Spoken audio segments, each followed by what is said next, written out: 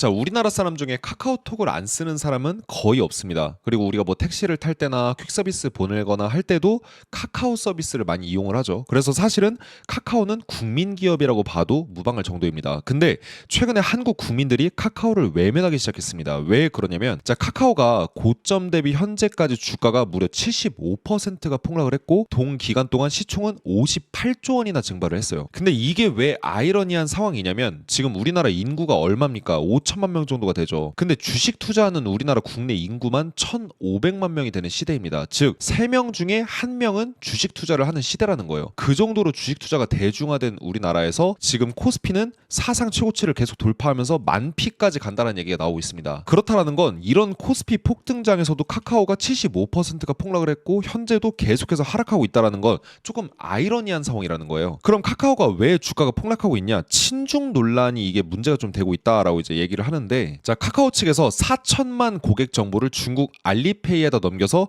경찰이 수사를 착수를 했다라는 기사가 오늘 나왔습니다. 이게 꽤 오래전에 있었던 일이거든요. 자, 근데 재미있는 사실 중에 하나는 2천만 명 고객 정보를 유출한 SKT는 1,000억 과징금을 맞고 언론에서 엄청난 질타를 받았습니다. 그리고 3천 명인지 3천만 명인지 확실히 아직까지도 밝혀지진 않았지만 어쨌든 쿠팡의 정보 유출 사건 때 어땠어요? 정부랑 언론에서 총 공격을 했죠. 자, 근데 지금 4천만 명의 정보를 유출시킨 카카오페이는 과징금 얼마로 끝났었냐? 129억 맞고 끝났었습니다. 게다가 언론에서 이 내용을 그렇게 자세히 다루지도 않았었어요. 쿠팡이랑 SK 조질 때랑은 사뭇 좀 다른 분위기였던 것 같습니다. 자, 게다가 놀라운 사실 중에 하나는 소름 돋는 사실인데 다른 기업들과는 다르게 카카오페이의 경우에는 엄청난 민감 정보들을 매일매일 중국 쪽으로 전송을 했었어요. 뭐 결제나 송금 건수부터 해서 가입일, 카드 거래 내역, 결제 내역, 충전 내역, 금전과 관련된 모든 내용들이 매일매일 전송이 되고 있었습니다. 우리가 모르는 사이에. 그러니까 정리해보면 SK나 쿠팡 같은 경우에는 고객들의 어떤 신상 정보나 개인 정보가 유출이 됐었어요. 근데 사실은 우리의 금융 거래 내역이 유출되지는 않았었거든요. 근데 카카오페이는 규모도 훨씬 클 뿐더러 그것도 매일매일 민감 정보가 중국 쪽으로 전송이 되고 있었었는데 과징금도 너무 낮게 맞았고 그 다음에 정부랑 언론도 이 부분에 대해서 사실은 크게 언급을 안 했었습니다. 이게 문제라는 거예요. 사실상 유출된 정보들을 총 정리해보면 우리가 누구인지, 자산 규모는 어느 정도 되는지, 소비 패턴이랑 생활 반경은 어느 정도 되는지 우리의 모든 개인 프로필이 다 유출이 매일매일 되고 있었습니다. 그래서 사실상 개인의 신상 정도가 아니라 한국인의 모든 데이터가 통째로 넘어간 수준에 달한다, 이렇게 좀 볼 수가 있을 것 같아요. 그러니까 이거는 사실은 카카오페이의 개인적 일탈이나 실수 정도의 문제가 아니라 국가적 안보 차원의 문제 수준인데 이걸 정부랑 언론에서 대서특필해서 안 다뤘다라는 거는 사실 좀 의아한 부분이기는 합니다. 여러분들은 어떻게 생각하시나요? 자, 그리고 이게 까면 깔수록 놀라운 사실이 굉장히 많이 나오는데 카카오페이의 2대 주주는 중국 공산당 기업인 알리페이입니다. 알리페이의 지분율이 이제 카카오페이의 27% 정도 차지하거든요. 근데 과거에는 43%까지 차지를 했었어요. 그러다가 지분율이 좀 줄어들었는데 자, 여기서 소름 돋는 사실 중에 하나, 알리페이가 분명 카카오페이의 지분을 대량으로 확보하면서 2대 주주의 자리에 올라갔었습니다. 지금도 2대 주주예요. 근데 고객 정보를 카카오페이 쪽에서 알리페이에다가 계속해서 불법적으로 제공을 해왔었어요. 그래서 고객 정보를 빼먹은 다음에 지분이 일부 매각이 됐습니다. 이게 과연 우연으로 우리가 볼 수 있을까요? 그래서 일각에서는 이런 얘기가 있어요. 알리페이가 우리나라 한국인들 고객 정보 빼먹을 만큼 빼먹고 단물 다 빼니까 지분 판 거다, 이런 얘기를 한 사람들도 있었어요. 물론 카카오 측에서는 이 부분에 대해서 뭐 아니라고 이제 강력하게 부인하긴 했는데 어쨌든 이런 얘기까지 나오는 정도다라고 좀 이제 말씀드리고 싶고, 게다가 2023년 기사를 좀 돌아보면 이상한 점이 한두 가지가 아닌 게 이때 당시쯤에 막 카카오톡 먹통되고 막 이런 사건들이 있었잖아요. 근데 이제 카카오가 이제 장애가 계속해서 발생하다 보니까 이제 기자가 파묘를 한 거예요. 뭘 파묘를 했냐? 알고 보니까 카카오에서 계속해서 이런 서버 문제가 발생했던 게 화웨이 서버를 대량으로 도입했던 게 이제 드러났다, 이런 얘기가 이제 또 기사로 올라왔습니다. 그래서 데이터 센터 화재도 나오고 서비스 장애도 나오고 해서 카카오가 문제가 많았었는데 자, 이때 당시에 카카오가 엑스퓨전이라는 회사한테 서버 수천여 대를 이제 구입을 했는데 그게 화웨이의 전신이었다. 화웨이는 참고로 이제 공산당 기업이죠. 자, 정리해보면은 카카오가 엑스퓨전이라는 회사를 통해서 서버 수천여 대를 샀는데 이게 중국 공산당 소속의 국영 기업이었어요, 알고 보니까. 근데 이 엑스퓨전이 어떻게 설립이 된 거냐? 화웨이의 사업부를 갖고 와가지고 만들어진 게 이 엑스퓨전이라는 회사입니다. 미국 정부가 당시에 화웨이 서버 정보 유출 문제 심각하다, 안보 차원의 우려가 있다, 이런 얘기들을 계속해서 얘기를 했었다 보니까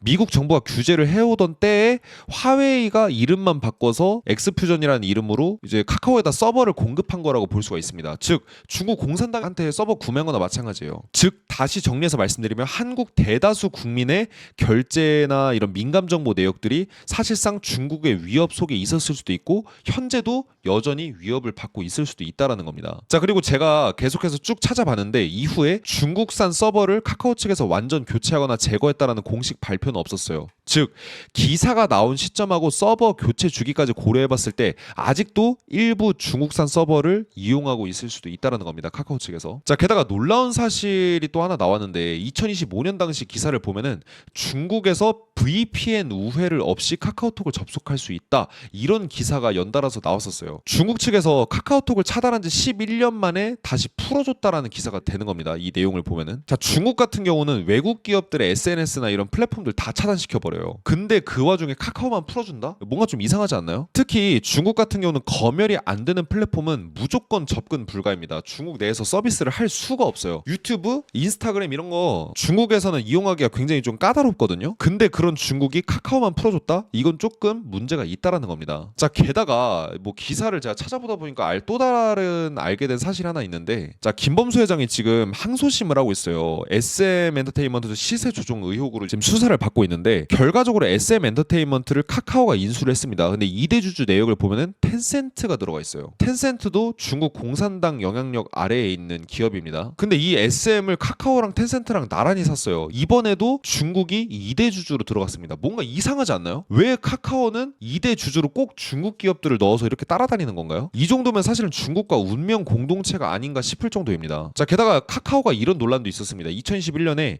카카오 웹툰 작가 검열 논란, 중국 불편하게 하지 말라, 이런 기사가 나왔었는데 카카오 엔터테인먼트가 작가들을 규제를 한 거예요. 작가들을 검열을 한 건데, 부적절한 발언 자유심의 가이드에 따르면 중국 내의 부적절한 발언과 행위는 어떤 것들이 있냐, 대만이나 홍콩, 티베트 독립을 지지하고 지원하는 중국인 모욕하는 언행, 한중 관계, 중국과 다른 나라의 관계를 해치는 언론에 대한 지지, 역사적 사실을 왜곡, 모욕하거나 영웅연설을 비판하는 등등등등 중국을 비방할 만한 발언을 하면은 다 검열이 되는 이런 일까지 있었습니다. 이 정도면 혹시 카카오가 우리나라 국민 기업이 아니라 중국 기업이라고 봐도 될 정도일 것 같은데 어떻게 생각하시나요, 여러분들은? 자, 게다가 카카오 본사는 텐센트가 2대 주주고요. 카카오페이랑 카카오 엔터테인먼트 역시 알리페이랑 텐센트의 지분이 들어가 있고, 카카오의 데이터 센터도 역시 화웨이랑 엑스퓨전의 서버가 들어가 있을 수가 있습니다. 그러니까 보통 하나의 논란만 있으면 그냥 의심으로 끝날 법한데, 이렇게 기사를 찾아봤을 때 계속되는 의심거리가 있으면 그 의심이 확신이 될 수가 있다는 거예요. 그래서 저는 이 부분을 카카오 측에서 강력하게 소명을 해야 되지 않나라는 생각이 좀 저는 들어요. 그리고 또 오늘날 주가가 이렇게 폭락하게 된 강력한 요인 중에 하나가 또 아니지 않나, 이런 생각이 좀 저는 들고, 사실은 이렇게 카카오가 이런 친중 논란도 있기는 하지만 이미 사업체로서도 이미 도태가 돼가고 있습니다. 그래서 주가가 좀 많이 폭락할 수도 있는 건데, 자, 카카오는 매년 계속해서 매출이 조금씩 늘고 있긴 하지만 그 추세가 점점 약해지고 있어요. 근데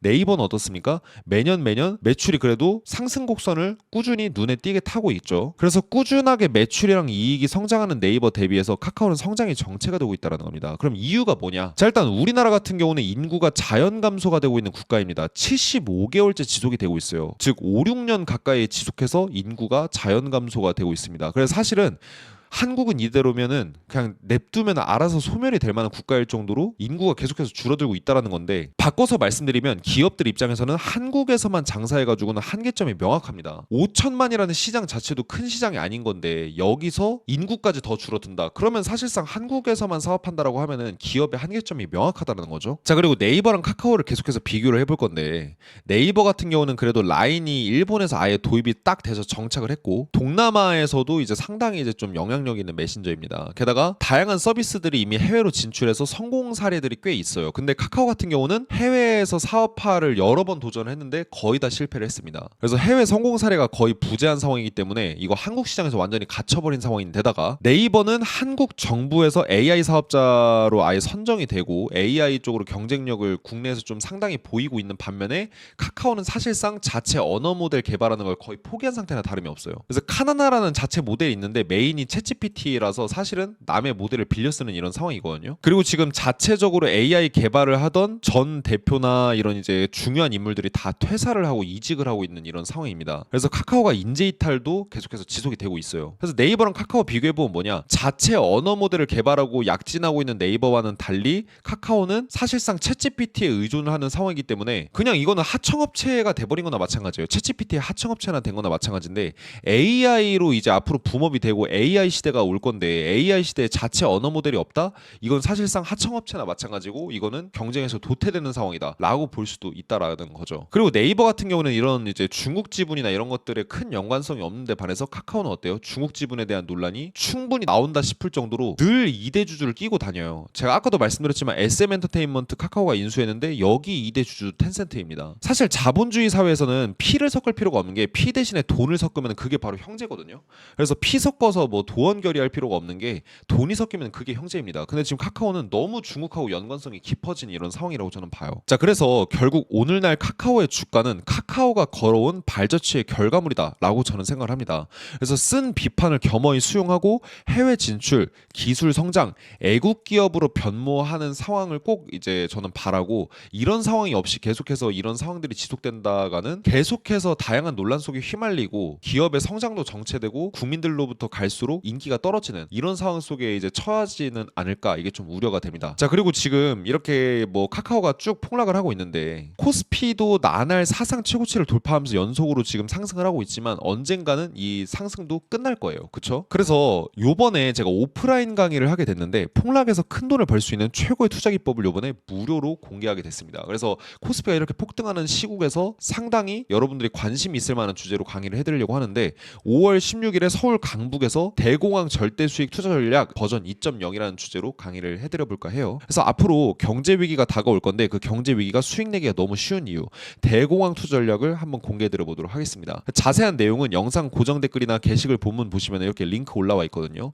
이걸로 신청해 주시면 되고 내용들 자세히 나와 있으니까 보시고서 많은 참여 부탁드리겠습니다. S&P 500 지수가 이틀째 사상 최고치를 경신했. S&P 500과 다우 지수도 사상 최고치를 경신했습니다. 많은 투자자들이 아직까지도 시장은 무조건 오른다는 착각에 빠져 있습니다. S&P 500은 이미 전 세계 경제의 규모를 벗어날 만큼 부풀어 있고, ETF와 패시브 펀드가 만든 초거대 자금의 흐름은 기업 실적과 상관없이 대형주의 주가를 끌어올리는 이런 기이한 현상들이 벌어지고 있습니다.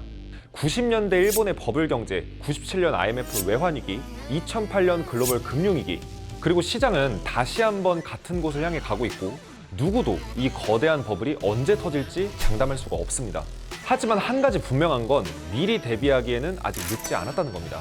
상승장에서는 꾸준한 수익을 내고 역사적인 위기에서는 위대한 기회를 잡는 사람들, 여러분과 함께 만들고자 하는 비전입니다. 이 목표를 위해서 여러분들하고 지금부터 나눌 방법은 3가지입니다. 첫째, 주도 섹터 분석 칼럼. 상승장과 횡보장에서 단기적으로 수익을 만들어내기 위해서 데이터를 기반으로 주도 섹터와 핵심 종목들을 추적합니다. 둘째, 주간 데이터 브리핑 라이브. 매주 글로벌 경제 동향과 위기 진행 상황을 깊이 있게 분석을 해서 장기적으로 위험을 대비하고 역사적 기회를 잡을 수 있는 통찰력을 제공합니다. 셋째, 몬스탁 리포트. 단기 매매를 넘어서 강남 부동산처럼 장기적으로 꾸준히 모아갈 만한 괴물 같은 주식들을 발굴합니다.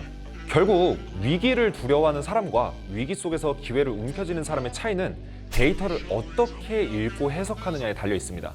시장의 파도는 맞고 기회의 바람은 타는 곳, 김PB의 경제연구소, 지금 바로 함께 하시죠.